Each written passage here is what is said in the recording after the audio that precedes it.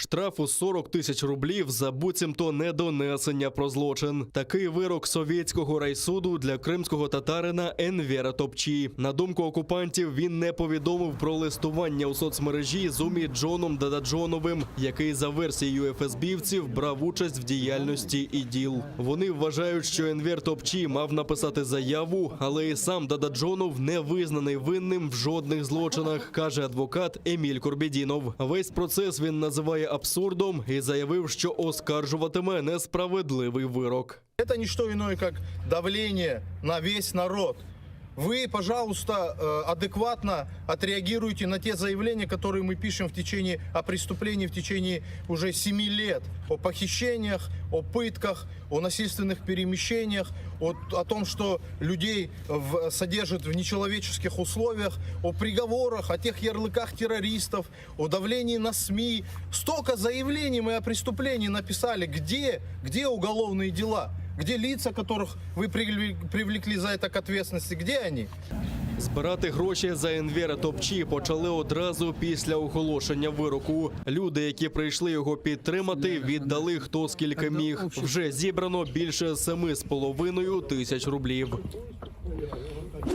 Дітей виховували не для російських в'язниць. Матері політв'язнів та кримсько-татарські активістки з Бахчисарая висловили незгоду з репресіями окупантів. У відеозверненні заявили, що кримсько-татарські жінки завжди боролися з беззаконням, а в часи вигнання з рідної землі виховували дітей в надії повернутися до Криму. Тепер, кажуть, на них влаштовують облави та переслідування і огульно таврують терористами. Bizim bitalarımız, kartanalarımız, büyük analarımız, katavi taptalar, общеві әпелер өзлерінің evlatlarına, dinге, ветанға, тілге sevgi aşlağanlar. Vaqtlары olғанда Қырым үшін, Қырымға қайтмақ үшін күреш еткен. Біз балаларымызны рус зұнданларында отырмаға остырмедік. Біз ece күндіз бақып балаларымызны, оларға ана-баба sevgisini ашлап, оларны хата қазалардан, қасталықлардан қорчалап, севіп остырдық біз оларны. Не үшін бүгін біз оларны бақытлы олғанларны көрамайық? Не үшін бүгін кене бұл әдәлетсізліклеріні көреміз? Біз бұл шейлерге іч разы дігілміз.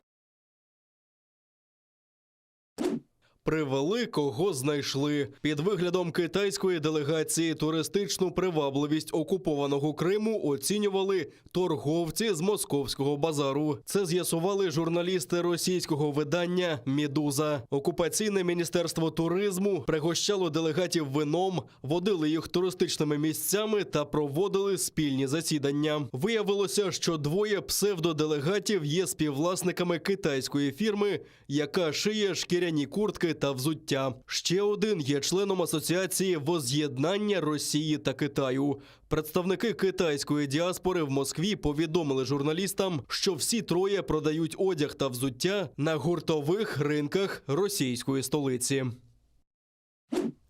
В Україні найвищі добові показники захворюваності та смертності внаслідок COVID-19. Вперше за час пандемії зафіксовано 16 669 нових пацієнтів. Ще 6748 людей одужали, а 362 померли внаслідок хвороби. Поширення вірусу можна зупинити, утворивши колективний імунітет, а для цього необхідна вакцинація, кажуть в Міністерстві охорони здоров'я. За словами заступника міністра Ігоря Іващенка, жодних системних ускладнень після щеплень не встановлено. За місяць виявлено лише 3 випадки, коли щеплений пацієнт потребував лікарського нагляду.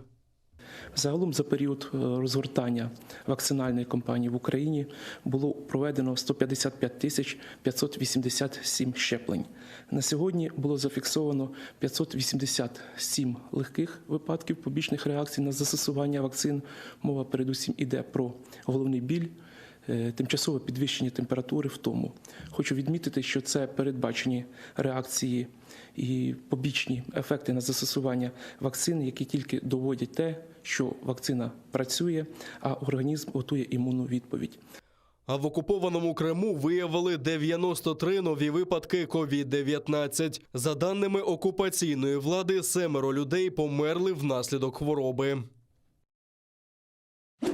Окупанти гатили з мінометів 120-го калібру в бік наших позицій біля Водяного, що на Приазов'ї. Поблизу Шумів та Авдіївки застосували гранатомети різних систем, а в районі Богданівки та Лебединського відкривали вогонь з великокаліберних кулеметів та стрілецької зброї. Бойових втрат в лавах українських захисників немає. Російські найманці здійснили низку вогневих провокацій, метою яких було контрольоване загострення обстановки на Маріупольському та Авдіївському напрямках.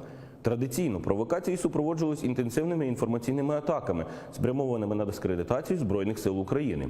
24 березня передові підрозділи Збройних сил України зафіксували проведення інженерних робіт поблизу Водяного у напрямку передових позицій наших захисників.